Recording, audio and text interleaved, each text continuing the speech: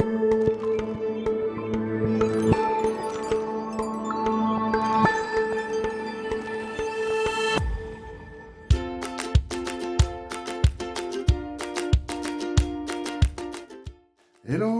bonjour, c'est David Mapamboli pour votre émission Éclairez-nous, Pasteur.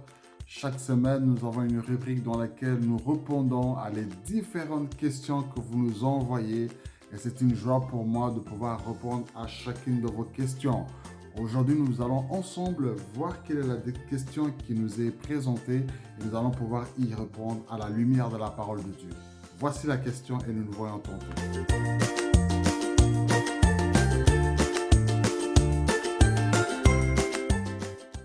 Gloire à Dieu. Voilà. Est-ce que je dois, au nom de Dieu ou au nom de la foi ou au nom de la Bible, abandonner ma famille? Waouh, une question pertinente. Nous avons connu des personnes qui vivaient en bonne relation avec leur épouse ou leur époux ou leurs enfants ou leur famille, mais tout d'un coup, lorsqu'ils ont accepté le Seigneur Jésus-Christ, ils ont commencé à négliger leur famille. Ils ont commencé à négliger leur épouse, leur mari, leurs enfants. Mais voyons un peu ce que nous dit la parole de Dieu. Lisons 1 Timothée au chapitre 5, le verset 15. Et 1 Timothée chapitre 5, le verset 8 qui dit « Si quelqu'un ne prend pas soin des siens, en particulier des membres de sa famille propre, il a régné la foi et il est pire qu'un non-croyant. » C'est-à-dire que si quelqu'un ne sait pas prendre soin des siens, principalement de ceux de sa famille, c'est-à-dire que de ta femme, de ton époux, tes enfants, de ton foyer, si tu ne sais pas prendre soin de ta maison, de tes proches, c'est-à-dire que tu as renié la foi. Tu es plus pire qu'un païen. Tu ne peux pas dire que tu es croyant, que tu es chrétien, que tu sers Dieu, tout en injurant ta femme, tout en tapant ta femme. Tu ne peux pas dire que tu es un grand homme de Dieu, tout en abandonnant tes enfants, en ne passant pas de temps de qualité avec eux. Je vous dirais que la grande priorité, c'est d'abord prendre soin de sa famille.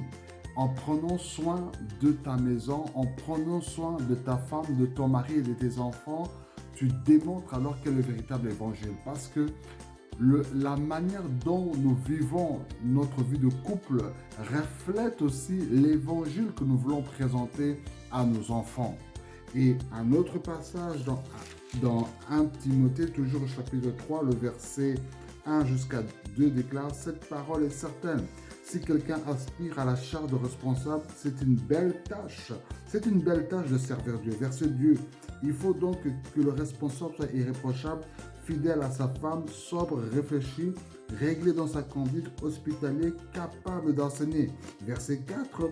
Il faut qu'il dirige bien sa propre maison, qu'il tienne ses enfants dans la soumission et un entier respect. Verset 5.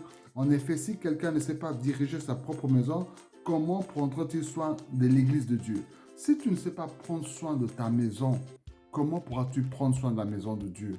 Ne te précipite pas à aller nettoyer la salle de l'église pendant que ton propre appartement, tu ne le nettoies pas.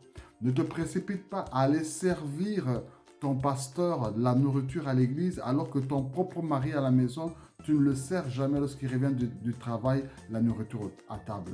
Ne te précipite pas à aider d'autres personnes dans l'église alors que tes propres enfants, lorsqu'ils sont dans les difficultés, tu ne les aides pas. Donc, apprenons d'abord à prendre soin de notre propre maison. Toujours dans 1 Timothée chapitre 3, le verset 12 dit « Les diacres doivent être fidèles à leurs femmes et bien diriger leurs enfants et leur propre maison. En effet, ceux qui remplissent leur service gagnent l'estime de tous et une grande assurance dans la foi en Jésus-Christ. » Donc, tu vas gagner de l'estime d'abord lorsque tu sais d'abord prendre soin de ta maison et ensuite tu seras encore prendre soin. Parce qu'une maison forte, c'est une église forte. Un foyer heureux engendra aussi une église heureuse. Des personnes qui mènent des vies de qualité chez eux à la maison mèneront aussi une vie de qualité à l'église. Je peux savoir le thermomètre de ta vie spirituelle, non pas lorsque je te vois chaque dimanche à l'église en levant tes mains et en priant le Seigneur, mais c'est lorsque je vais à la maison et que je vois la relation que tu as avec ton mari, je vois la relation que tu as avec ton épouse, je vois la relation que tu as avec tes enfants, je vois la relation que tu as avec les membres de la famille, que je peux déterminer réellement que tu es un véritable chrétien ou une véritable chrétienne. Et quand tu fais cela, la promesse de Dieu s'accomplira qui dira que si tu crois, tu seras sauvé, toi et ta famille.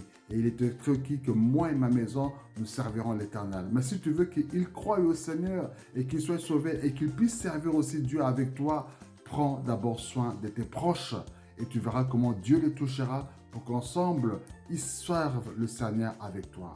Si tu as été béni par cette parole, n'hésite pas de partager cette vidéo à d'autres personnes.